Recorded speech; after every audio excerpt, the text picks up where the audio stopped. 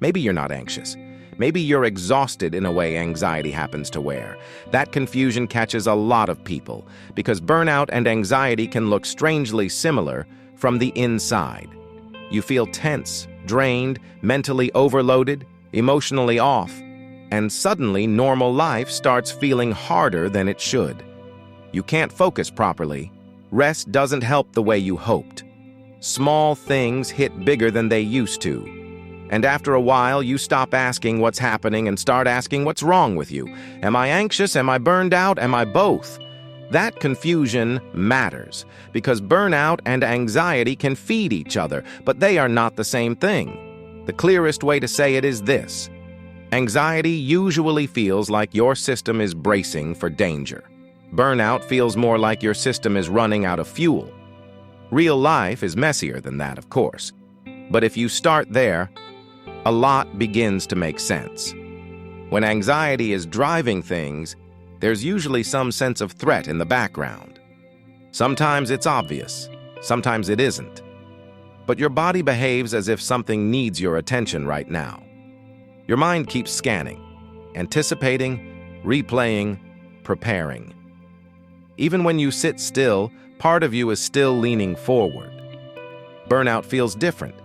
With burnout, the alarm may have been going off for so long that now the bigger issue is depletion.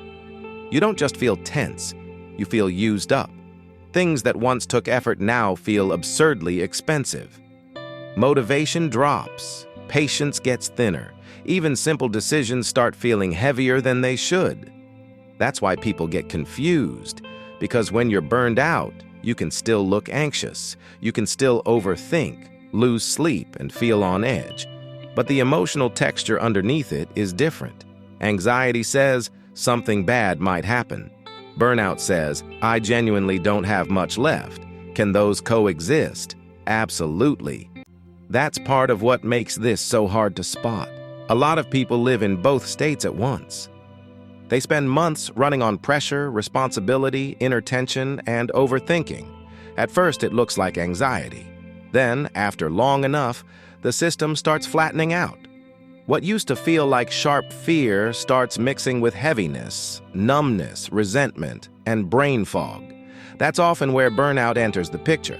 Have you ever noticed that anxiety tends to pull you forward, while burnout makes you want to pull back from everything? That's not a perfect rule, but it's a useful one.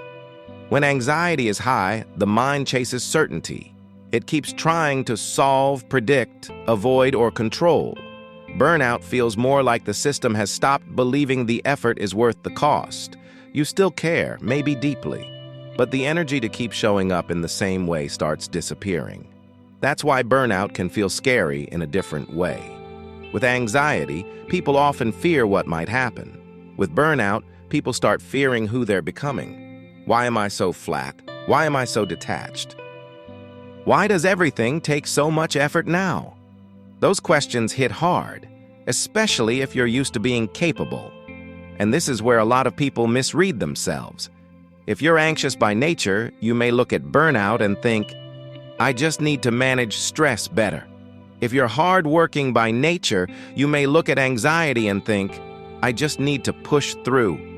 Both mistakes keep the cycle going, because anxiety doesn't respond well to being bullied into silence, and burnout does not heal through more pressure. So how do you start telling the difference more honestly? One clue is what happens when there's nothing urgent going on. If there's a quiet moment and your mind immediately starts searching for problems, rehearsing future disasters, or scanning for what could go wrong, that points more toward anxiety. But if you get a quiet moment and what you mostly feel is heaviness, irritability, emptiness, or the urge to disappear from demands entirely, that starts sounding more like burnout. Another clue is what rest does. Anxious people often struggle to rest because their system won't stop activating. They sit down, but their mind keeps moving.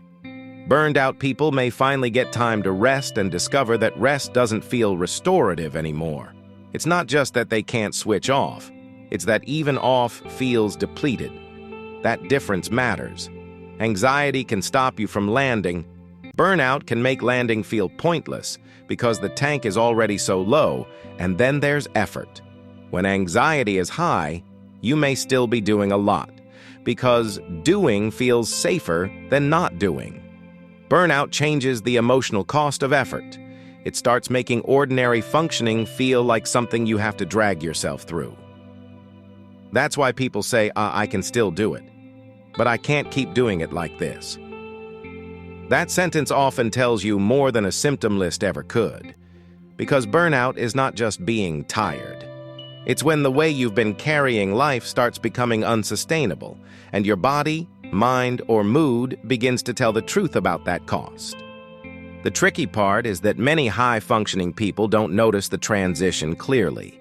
They're too used to overriding themselves. They keep showing up, keep producing, keep meeting expectations, so from the outside, they still look mostly okay. But inside, the emotional tone changes. There's less engagement, less room, things start feeling mechanical, and if anxiety is layered on top of that, the whole thing gets even more confusing. Now you're not only depleted, you're depleted and worried, you're running low but still scanning, you're exhausted but still mentally busy, you want to pull away from everything, but another part of you keeps panicking about what will happen if you do. That combination is brutal. So what do you do if you're listening to this and thinking, this sounds like me? First, stop asking which label sounds more dramatic. Ask which pattern sounds more true. Do you feel driven by threat? Do you feel hollowed out by overuse? Do you feel both at once? That question is much more useful than trying to pick the perfect word. Second, look at what your system does when pressure drops. If your mind speeds up the moment life gets quiet, anxiety is probably a major part of this. If your whole being seems to sag under the weight of one more demand, burnout may be closer to the center. And if quiet brings both overthinking and depletion, then it may not be either or. It may be anxiety that ran too long and turned expensive. Third, pay attention to what you keep calling normal. A lot of people normalize chronic tension. They normalize never feeling fully restored. They normalize resentment, low patience, bad sleep, and the feeling that every week starts with less capacity than the last one. If that has become your baseline, then the question is not only what am I feeling, it's also how long has my system been carrying this without real recovery? That question is uncomfortable, but it's honest, and honesty is what people need here.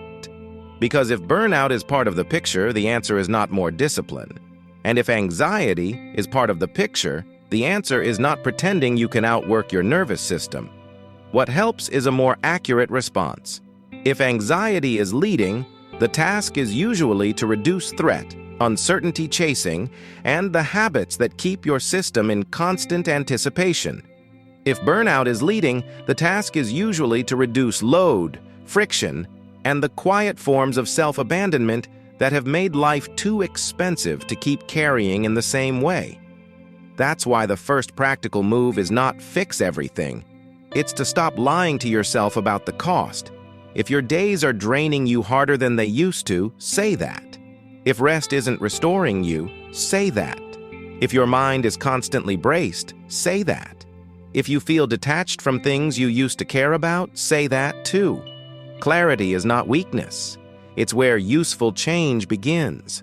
Then ask one question that cuts through a lot of confusion. What is my system asking for that I keep overriding?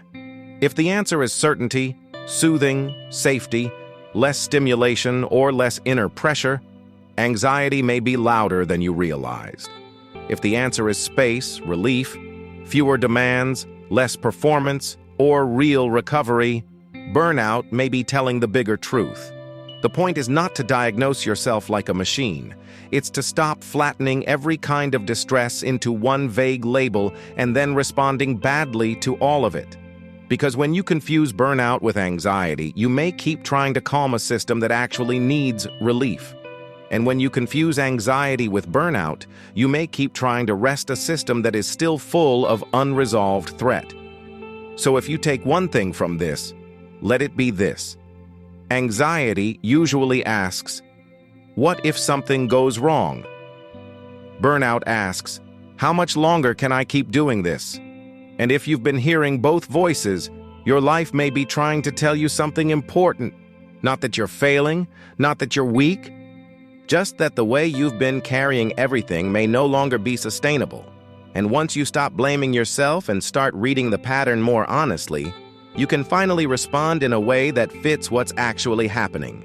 And if this helped you understand the difference between burnout and anxiety, like the video and subscribe, because I've got more videos coming on anxiety, stress, panic, sleep, and nervous system regulation. And tell me in the comments which one hit you harder in this video. What if something goes wrong? Or how much longer can I keep doing this? Thanks for watching, and I'll see you in the next video.